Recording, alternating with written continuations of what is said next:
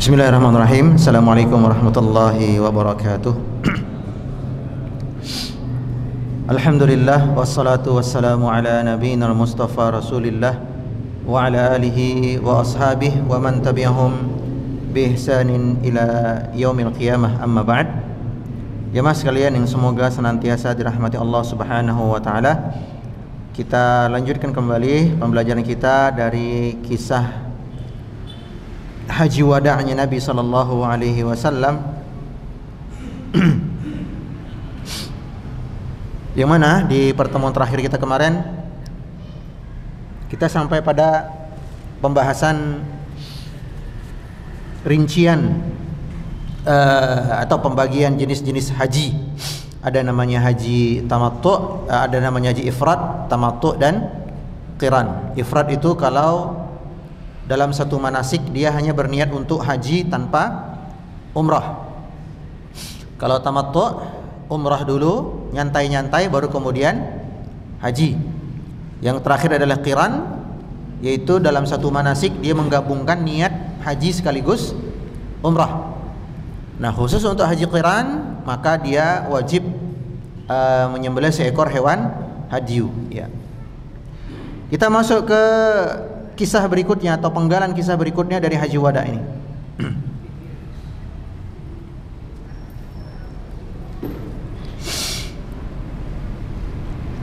Yakni ketika Nabi SAW sudah bersiap-siap hendak berangkat dari Zulhulaifah atau Abyar Ali atau Bi'r Ali,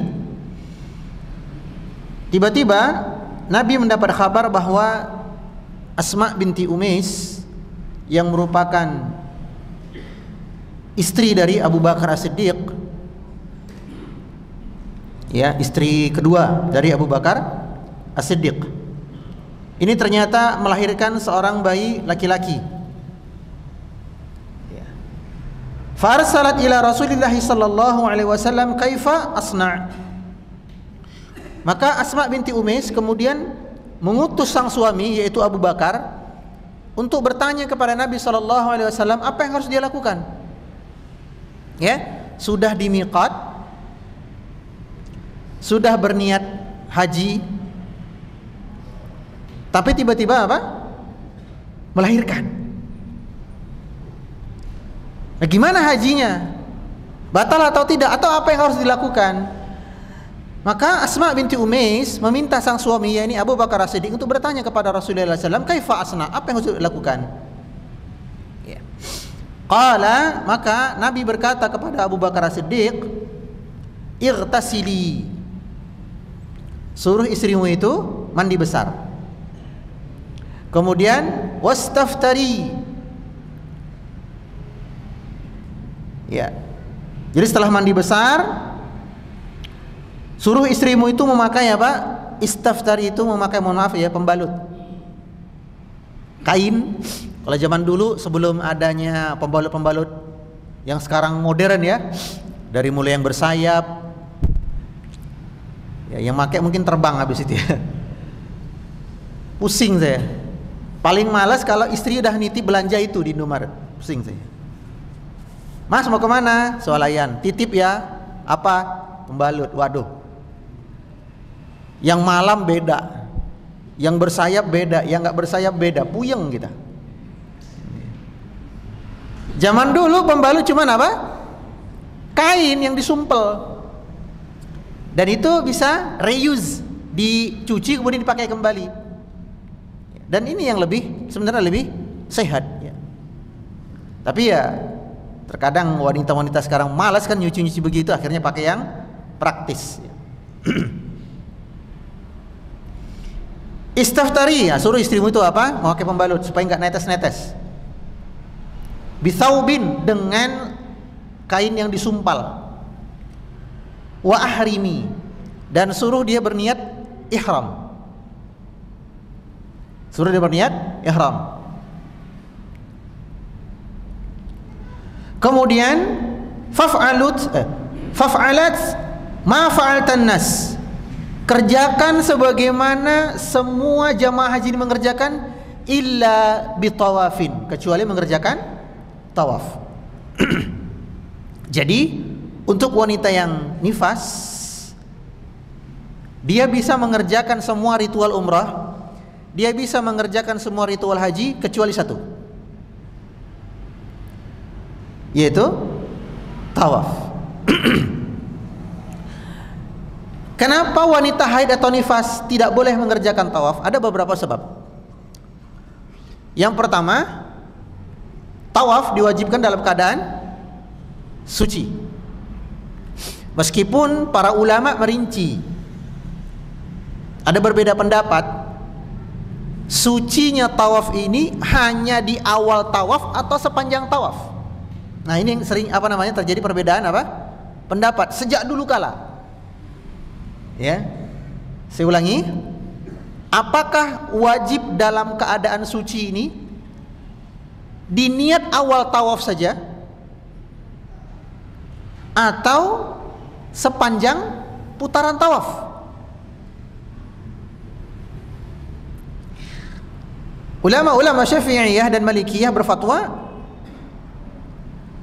tawaf wajib dalam keadaan suci sejak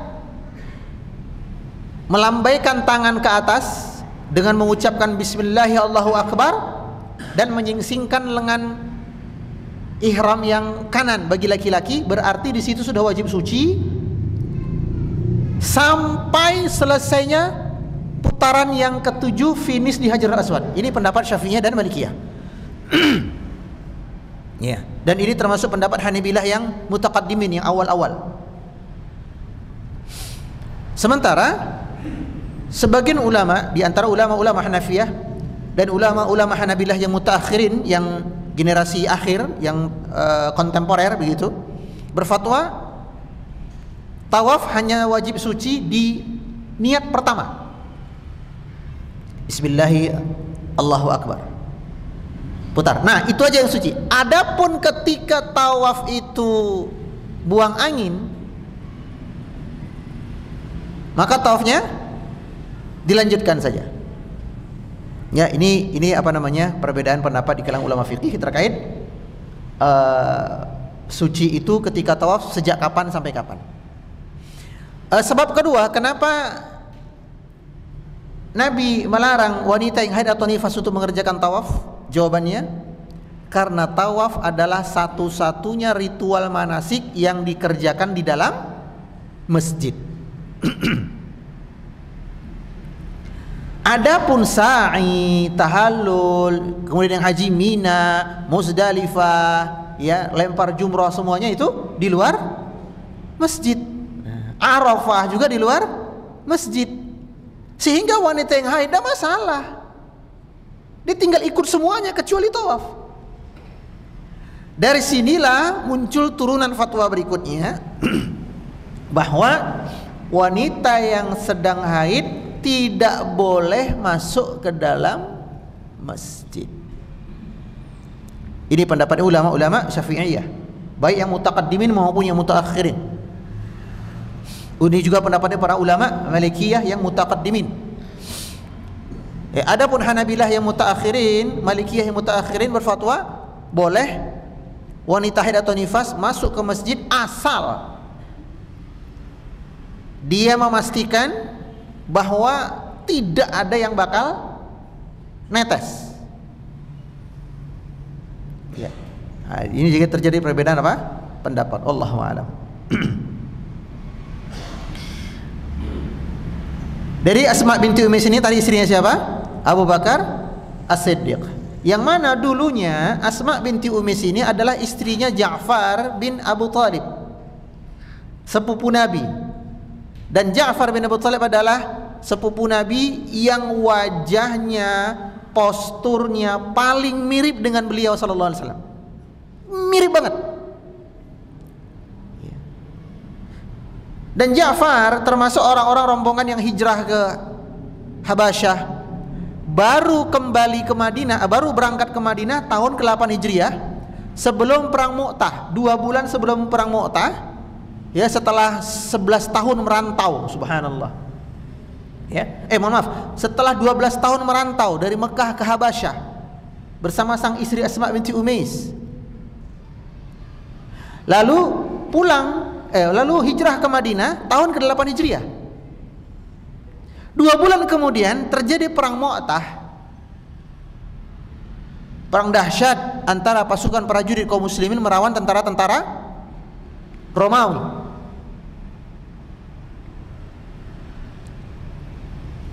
Lalu Nabi mengangkat 3 panglima perang. Mudah-mudahan jemaah masih ingat cerita yang saya kisahkan di perang Mu'tah. Pertama, panglimanya adalah Ja'far bin Abi Thalib. Kalau Ja'far wafat, maka panglima berikutnya adalah Zaid bin Harithah. Kalau Zaid juga wafat, maka panglima ketiga adalah Abdullah bin Rawahah. Kalau Abdullah bin Rawahah juga wafat, terserah kalian yang mimpin kalian siapa. Ternyata sepakat kaum muslimin mengangkat Khalid bin Walid yang baru aja masuk Islam. Ja'far wafat. Maka ketika kabar Ja'far wafat ini sampailah ke Madinah, para prajurit kaum muslimin kembali ke Madinah, sedihlah Asma binti Umais. Ya. Selesai masa iddahnya, dia dilamar oleh Abu Bakar As-Siddiq. Subhanallah. Ini wanita, suami pertamanya adalah Ja'far, yang merupakan sepupu Nabi, paling mirip dengan Nabi, dan kata Nabi Ja'far memiliki 2 sayap di surga. Lalu setelah dia menjanda, selesai masa iddahnya, dinikahi oleh Abu Bakar As-Siddiq, orang yang paling disayangi oleh Rasulullah sallallahu alaihi wasallam. Lalu ketika Abu Bakar As-Siddiq wafat saat menjabat sebagai khalifah, digantikan oleh Umar bin Khattab, selesai masa iddahnya, maka ia dinikahi oleh Ali bin Abi Thalib setelah wafatnya Fatimah. Lagi-lagi dia dinikahi oleh sepupu Nabi, penghuni surga, pemimpin para pemuda di surga. Inilah Asma binti Umais, istri dari 3 laki-laki hebat. Dan di zaman dulu, zaman Nabi, zaman tabi'in, tabi'ut tabi'in, dan zaman-zaman para ulama, ya, tidak biasa mereka melihat wanita terlalu lama menjanda. Apa yang mereka lakukan? Langsung gercep menyelamatkan. Ya, dan ini termasuk sunnah-sunnah Nabi yang berat untuk diakui di zaman sekarang. Ya.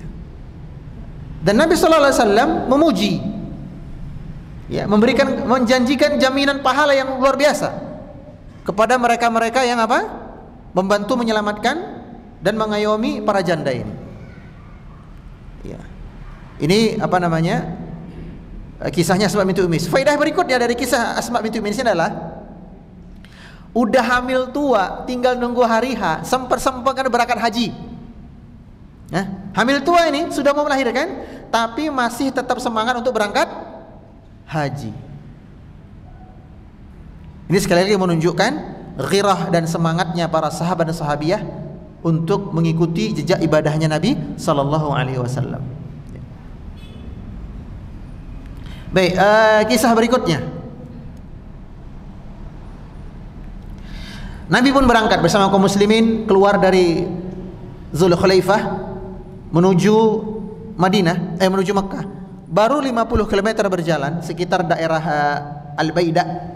Al-Baidah ini sekitar 50 kilo ya dari kota, dari Zulhulaifah ke arah selatan. Nabi berhenti sejenak. Bukan berhenti sih, lebih tepatnya memelankan kendaraan beliau. Kemudian beliau berkata, Allahumma hajjatun la riya'an wala sum'atan. Ya Allah, inilah hajiku, haji yang tidak tercampur dengan riya dan tidak tercampur dengan sum'ah.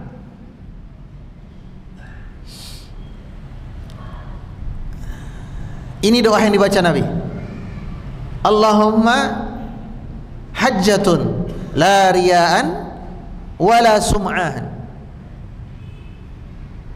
Inilah hajiku ya Allah, tanpa tercampuri oleh riya, tanpa pula tercampuri oleh sum'ah.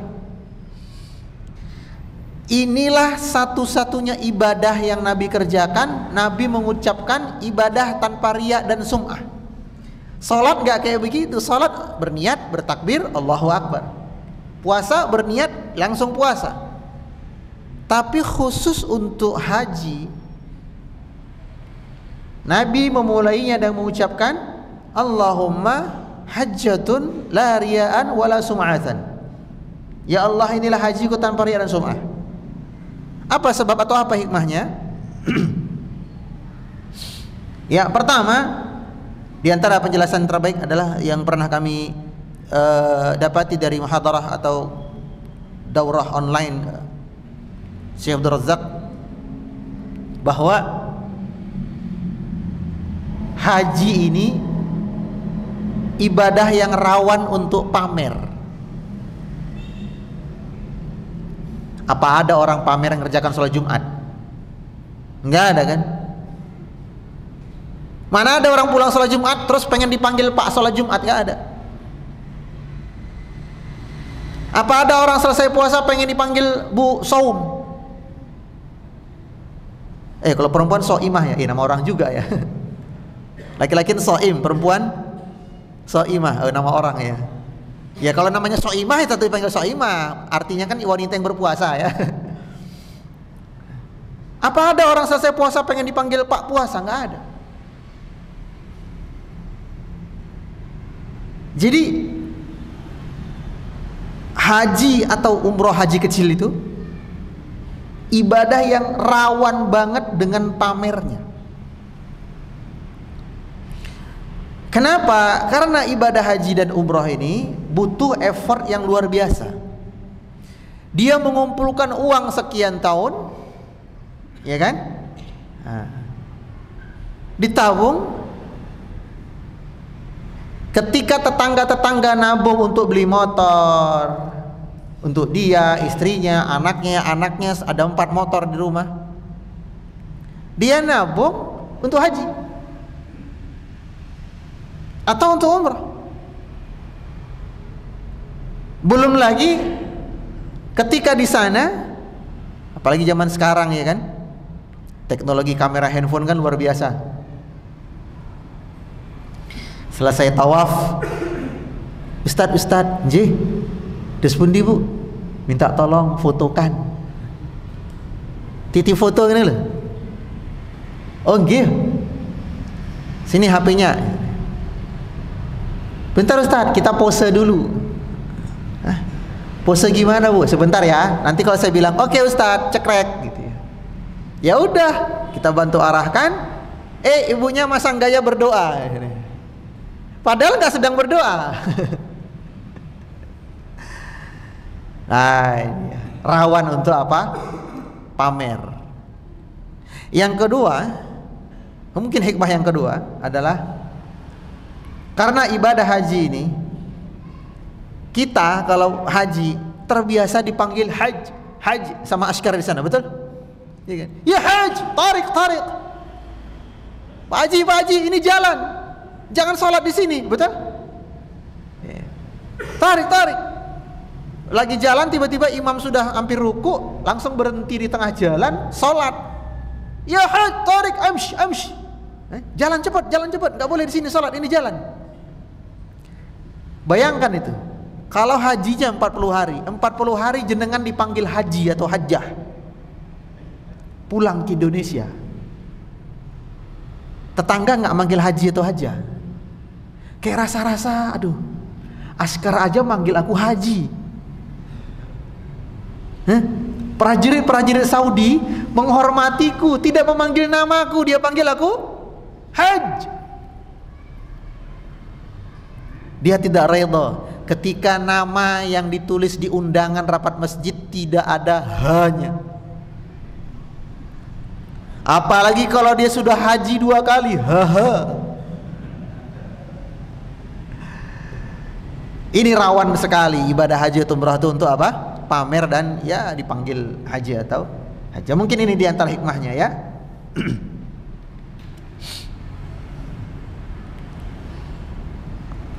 Kemudian Nabi melakukan talbiyah, yaitu labbaik Allahumma labbaik. Begitu beliau naik onta beliau start dari Zulkhlaifah atau Bir Ali. Dan teks untuk kalimat talbiyah itu ada beberapa jenis teks. Di antaranya yang sering Nabi baca, labbaik Allahumma labbaik. Namun di tengah perjalanan Nabi juga membaca talbiyah dalam bentuk labbaika ilahal haqqi labbaik, labbaika la syarika laka labbaik.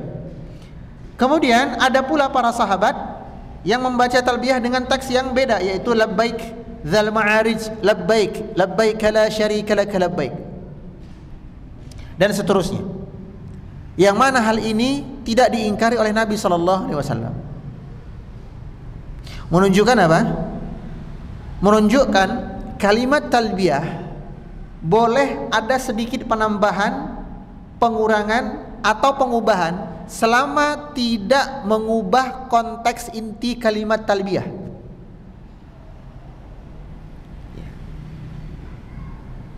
Contohnya para sahabat membaca apa? Labbaik dzal ma'arij labbaik, dzal ma'arij.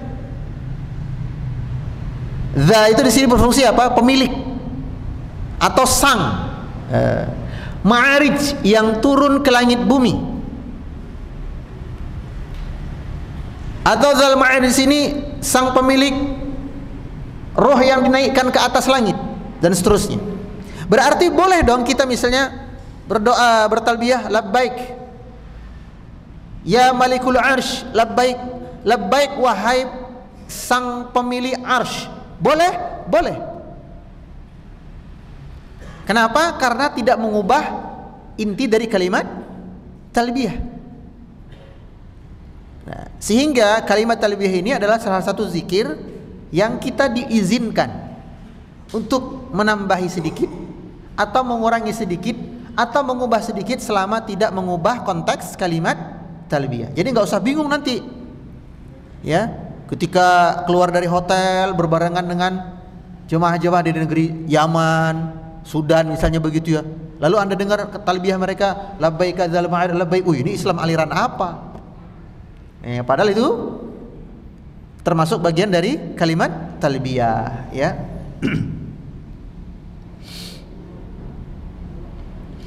Dan labbaik dalam bahasa Arab, labbaik ini memenuhi panggilan seseorang dengan penuh semangat, dengan penuh sukacita, tidak ada rasa malas-malasan. Kalau dalam bahasa Arab kita dipanggil seseorang, misalnya dipanggil bapak gitu ya, ya bunayya, ta'al, oh anakku sini dulu. Kalau kita jawabnya bala, itu memenuhi panggilan ya kelas menengah lah.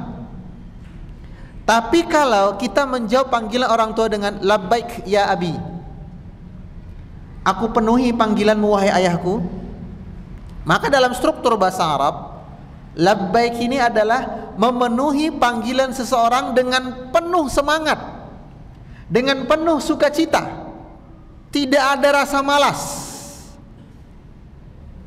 Sehingga kalimat labbaik ini digunakan untuk memenuhi panggilan Allah umrah atau haji proses ihram. Kenapa? Karena ketika kita sudah proses ihram, kita memenuhi panggilan Allah dengan penuh semangat. Makanya saya kalau ada jemaah yang keluar dari hotel gitu ya, saya tegur itu, keep spirit, tetap semangat. Meskipun capek, habis gimana nggak capek ya kan? Dari Madinah ke Mekah naik bus 6 jam. Ya, 6 jam capek, betul. Tapi jangan menghalangi kemudian spirit kita, semangat kita kendor. Makanya dari itu Nabi SAW menyuruh para sahabat untuk membaca kalimat talbiyah itu irfa' sautak, tinggikan suara kalian, labbaik Allahumma labbaik. Sehingga mayoritas para sahabat yang berhaji bersama Nabi waktu itu, mereka sampai kehilangan suara mereka. setahu saya inilah satu-satunya zikir yang dianjurkan dibaca keras. Sementara zikir yang lain bacanya harus sir, pelan. Sementara untuk talbiyah Nabi suruh apa? Irfa. Maka dari itu begitu dari bus kita di Hotel Madinah, kemudian ke Bir Ali ambil miqat. Nah, dari Bir Ali sampai ke Mekah dianjurkan talbiyah dengan suara yang kencang, keras, khusus laki-laki. Sepanjang jalan berlaku.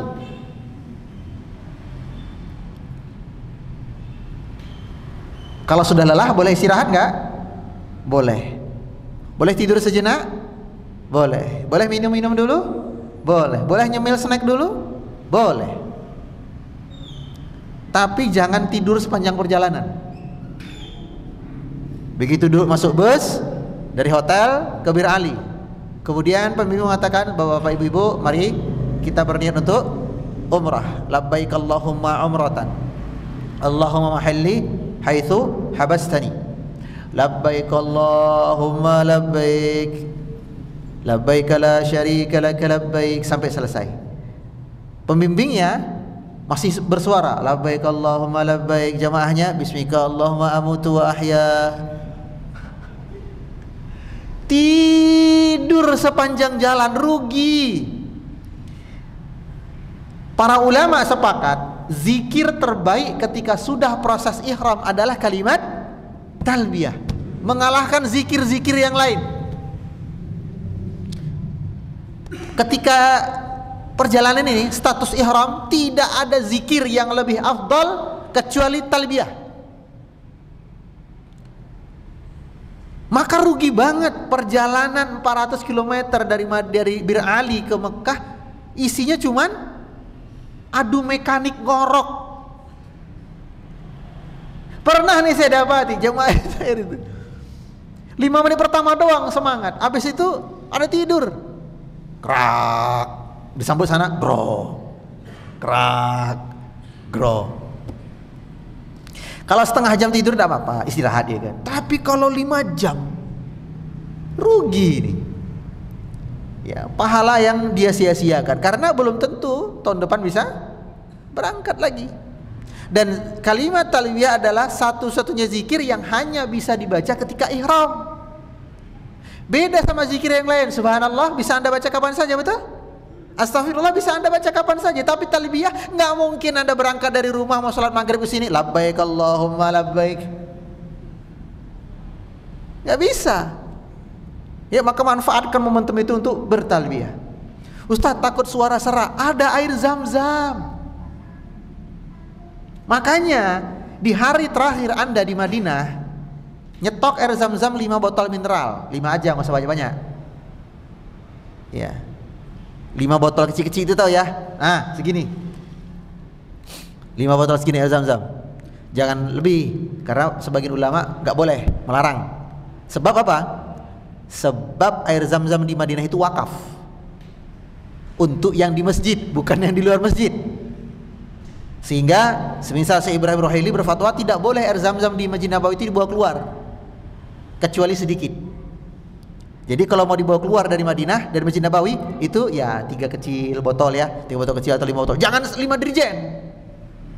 Nggak boleh. 3, sedia 3 lah minimal ya, 3 lah, 3 standar itu. 3 botol segini sepanjang jalan. Labbaik Allahumma, mulai seret. Ini bismillah, air Zam-Zam. Niatkan apa? Kata Nabi sallallahu alaihi wasallam, khasiat air Zam-Zam sesuai niat peminumnya. Makanya Nabi berdoa apa ketika minum air Zam-Zam? Allahumma inni as'aluka ilman nafi'a wa rizqan wasi'a wa shifaa'a min kulli da'in.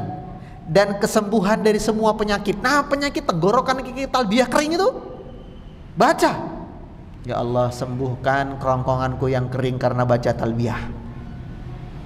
Minum separuh, adu mekanik lagi. Allah baik Allahumma labbaik. Ya, begitu. Saran dari saya. Makanya Nabi pernah ditanya, "Ya Rasulullah, ayyuhal haji afdal?" Ya. Haji mana yang paling afdal? Yang paling utama tuh haji yang seperti apa? Kata Nabi, al-ajju was-sajju. Haji yang paling afdal adalah haji yang paling banyak mengucapkan talbiyah dan paling banyak mengalirkan darah hewan kurban. Itulah haji paling afdal.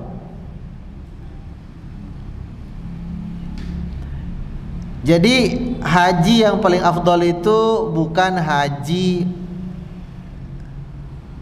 plus, bukan haji furoda, bukan berdasarkan harga. Haji yang paling afdal adalah orang yang ketika melaksanakan manasik haji itu dia yang paling banyak membaca kalimat talbiyah. Satu, ini ibadah lisan. Yang kedua, paling banyak menyembelih hewan kurban, ini ibadah harta. Jadi kalau dapat kesempatan ibadah haji dan berkurban, jangan cari kambing yang paling kurus. Ya. Sekali lagi, belum tentu Anda di masa mendatang bisa lagi berangkat haji. Apalagi hajinya Indonesia, subhanallah. Antrinya berapa tahun Jogja? 34 tahun. Istri saya daftar 2 tahun lalu, itu antri sudah 32. Usia dia daftar waktu itu 36 tahun. Berarti kalau berangkat 32 tahun berikutnya, berarti usia berapa? Ya Allah, itu mata udah rabun, telinga udah begini kalau dengar omongan orang, badan sudah mulai bungkuk, langkah sudah mulai pelan. Artinya kesempatan oke lah, terus daftar lagi haji gitu. Setelah usia 68 daftar lagi. Kapan berangkat? Setelah hari kiamat. Jadi kalau udah nyampe sana, udah nyampe di tanah suci, give your best. Berikan yang terbaik dari diri Anda. Yo sholatnya, yo zikirnya, yo baca Qur'annya, yo itikafnya, yo sembelih hewan kurbannya. Berapa tahun lalu yang saya bimbing,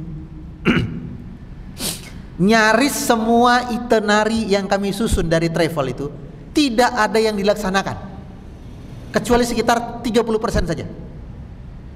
Sebab apa?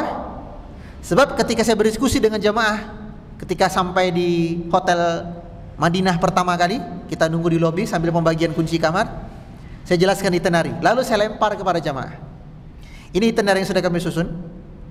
Kira-kira jamaah mau ikut ini atau punya program mandiri? Ternyata mereka, Ustadz, kita skip yang ini skip karena kami iktikaf. Jadi dari mulai sholat asar sampai isya ada yang dari isya sampai subuh. Jadi hotel nggak pernah masuk hotel, cuma untuk mandi doang. Masuk hotel, mandi, ganti baju, makan, cus ke masjid. Subhanallah, masih muda. Saya kira orang yang tua kan, ini masih muda. Alasan dia apa? Ya belum tentu Ustadz, saya berikutnya bisa berangkat lagi. Nah ini, dia memberikan yang terbaik dari dirinya. Jangan sampai seperti yang viral beberapa waktu lalu, jamaah Indonesia selesai tawaf di depan Ka'bah sambil nunggu saudara-saudara gerombolan yang lain itu untuk lanjut sa'i, main game online di depan Ka'bah. Gini, Ka'bah tuh di depannya. Ini orang yang nggak bersyukur, kufur nikmat namanya ini. Di saat orang berjuang 15 tahun, 20 tahun untuk nabung supaya bisa berangkat, dia dimudahkan untuk berangkat karena banyaknya harta. Sampai sana main game online. Dan kalau di hotel oke lah, bukan oke, tapi masih gendeng sidik lah. Ngarepe Ka'bah loh, Ka'bah nih. Saya juga pernah melihat itu waktu saya umrah setahun lalu. Kayaknya orang Mesir. Di Raudhah main game online juga. Raudhah. Mungkin terkadang begini, saya teringat dengan sebuah pepatah.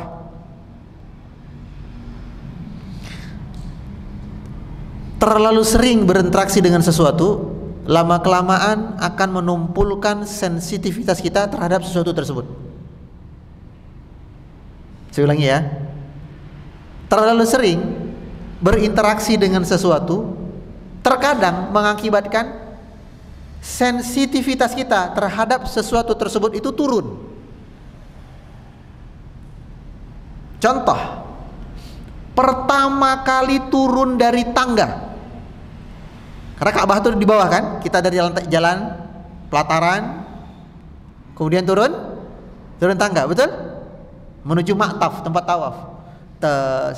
Mulai terlihat hitam sedikit, Masya Allah. Momen pertama kali, Allahumma antas salam wa minkas salam, tabarakta ya dzal jalali wal ikram. Itu sebandit-banditnya orang air matanya keluar, jatuh, gak bisa berkata apa-apa dan nangis terharu. Momen pertama kali. Hari yang ketiga, ustadz pembimbingnya yang menangis. Kok gak kelihatan berangkat ke masjid? Oh, sholat di hotel. Inilah terkadang lo ya. Nah, ini yang kita khawatirkan.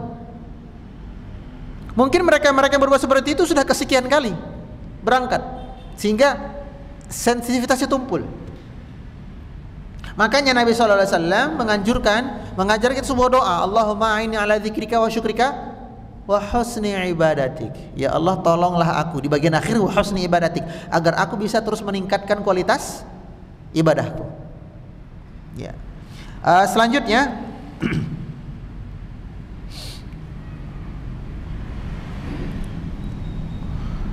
tadi Nabi katakan apa? Haji yang terbaik, haji yang paling banyak bertalbiyah dan paling banyak hewan kurbannya. Dan Nabi sendiri ketika haji berkurban dengan 100 ekor onta, ya Masya Allah. Kemudian di tengah-tengah perjalanan Nabi melihat seorang laki-laki yang kepayahan. Kepayahan itu lemes ya, sampai dibopong 2 orang, jadi bahu kanan, bahu kiri, nah jalan. Nabi bertanya, malahu, ya, kenapa orang ini sampai lemes begini ya? Maka mereka berkata, nazara ayyahujja masyiyan. Nazara, bukan nazara tapi nazara ayyahujja masyiyan. Wahai Rasulullah, orang ini bernazar untuk berangkat hajinya jalan kaki. Masya Allah. Itu nazar orang ini ya. Maka Nabi berkata, innallaha ghaniyun. Allah itu maha kaya. Aima anna man syihadza. Allah enggak butuh jalannya orang ini, enggak butuh. Allah maha kaya. Falyarkab, naikkan dia ke onta atau naikkan dia ke tunggangan. Apa kaidah fikih dari sini? Pelajaran fikih tentang faktor kesulitan dalam ibadah. Ada kesulitan yang alamiah, ada kesulitan yang dibuat.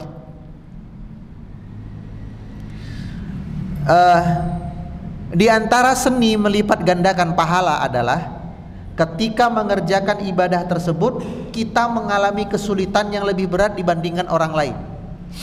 Makanya orang yang rumahnya jauh dari masjid dengan orang yang rumahnya dekat dari masjid, lebih sulit mana? Yang jauh. Makanya yang jauh lebih banyak pahalanya. Setiap langkahnya itu lebih banyak. Tapi tidak boleh ada orang yang rumahnya sudah dekat dengan masjid, lalu dia pengen dapat pahala banyak, terus dia apa? Pindah rumah. Nggak boleh. Karena apa? Karena belum tentu ketika dia pindah rumah agak jauh dari masjid dia semangat. Nggak boleh. Ini namanya kesulitan yang dibuat-buat ya. Kalau kesulitan yang alami, betul pahalanya berlipat ganda. Makanya orang Indonesia dan jamaah haji umroh yang jauh dari Mekah Madinah itu pahalanya lebih banyak. Karena apa? Effortnya lebih besar. Makanya orang yang sudah sepuh, yang sudah tua, berangkat ke masjid dengan jarak yang sama dibandingkan dengan orang yang masih muda, pahalanya lebih besar mana? Yang sudah tua. Tapi nggak kemudian yang muda ini minta tua gitu. Ya Allah, tuakan saya biar pahalanya lebih banyak. Ya nggak juga. Tapi ada nggak trik bisa mengakalinya? Bisa. Buat yang rumahnya dekat, ya, ingin bersaing pahala dengan rumah yang jauh karena faktor kesulitan, bisa nggak ngejar pahala mereka? Bisa. Triknya gimana? Saya muter dulu Ustaz ke rumah dia. Enggak. Tak jemput dulu dia Ustaz. Jalan kaki lagi jemputnya. Enggak. Caranya gimana? Perpendek langkah. Jadi melakukan timi-timi, tahu nggak timi-timi? Tahu ya? Bahasa Indonesianya saya nggak tahu. Nah, iya, bukan pelan-pelan tapi nggak ada padanan Indonesianya, nggak ada. Sulit. Bahasa Indonesia itu sedikit sekali kamusnya. Ya pokoknya kui lah, timi-timi. Nah, saya ngerti, saya orang ngerti ya wis. Bukan pelan-pelan Bu, beda. Langkah kecil-kecil ya. Langkah pendek-pendek. Ya, timi-timi bahasa Jawa. Nah itu untuk mengejar pahala orang yang rumahnya lebih jauh. Ya. Ustaz, ternyata tetangga saya yang rumah lebih jauh ikut timi-timi Ustaz. Karena apa? Dia papasan jalan sama saya, dia ngelihat, Kang, ngopo melakukan kaya ngono? Ajar ini Ustaz Rosid. Ben ngopo? Ben pahalaku oke kaya awakmu kan adoh mlakune. Oh ya wis, aku sesuk tak timi-timi.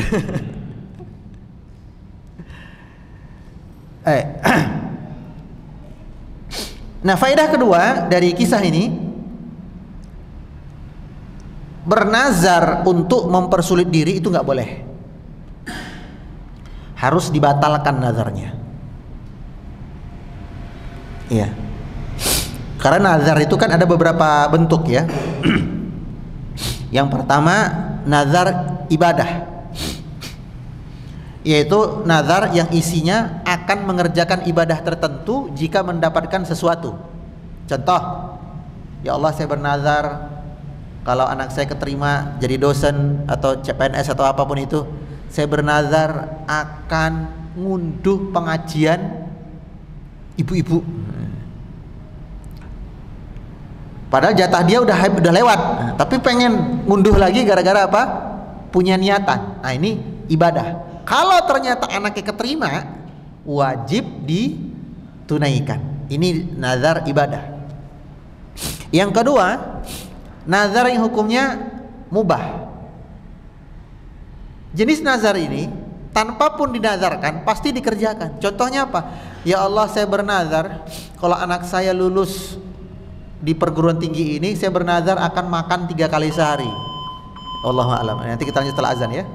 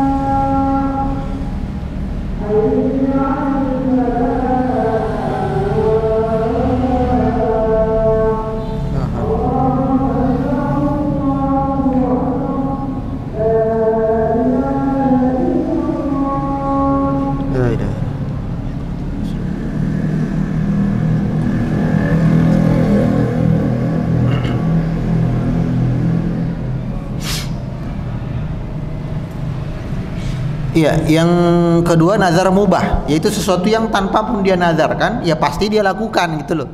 Contohnya itu tadi, kalau anak saya keterima di perguruan tinggi ini, saya bernazar akan makan 3 kali sehari. Ya memang wayahe makan 3 kali sehari, tanpa perlu dinazarkan.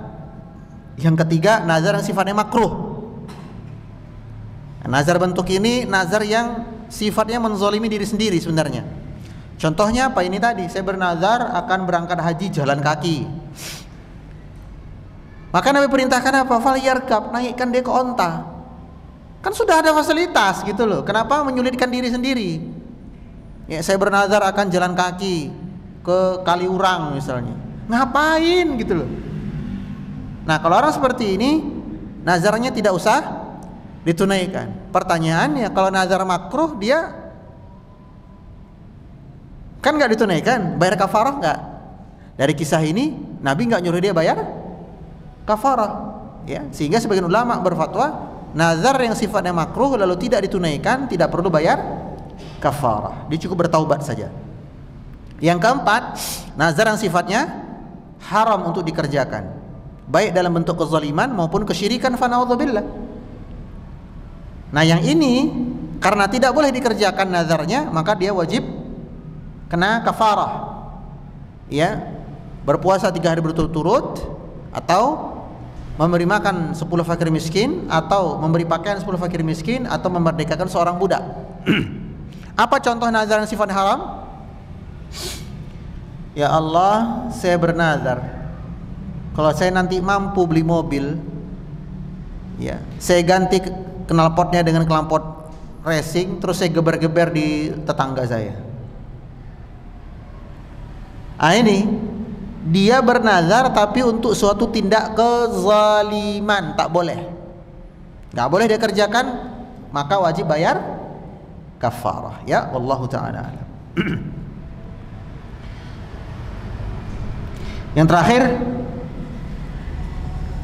di tengah perjalanan juga Nabi ditanya oleh seorang wanita yang sedang menggendong bayinya. Lalu wanita ini berkata, ya Rasulullah, ali hadza hajjun. Wahai Rasulullah, anak ini dapat pahala haji enggak? Ngasih bayi nih, digendong ngasih bayi, dia dapat pahala haji enggak? Kata Nabi, "Naam, walaki ajrun." Betul. Bayimu dapat pahala sebagaimana kamu dapat pahala yang sama. Inilah keistimewaannya ibadah haji. Meskipun si bayi tadi belum mengerti apa-apa, ya, bahkan manasik dia pun diperbantukan oleh ibunya, dia dapat pahala haji sempurna, pahala sebagaimana pahala ibunya, ya.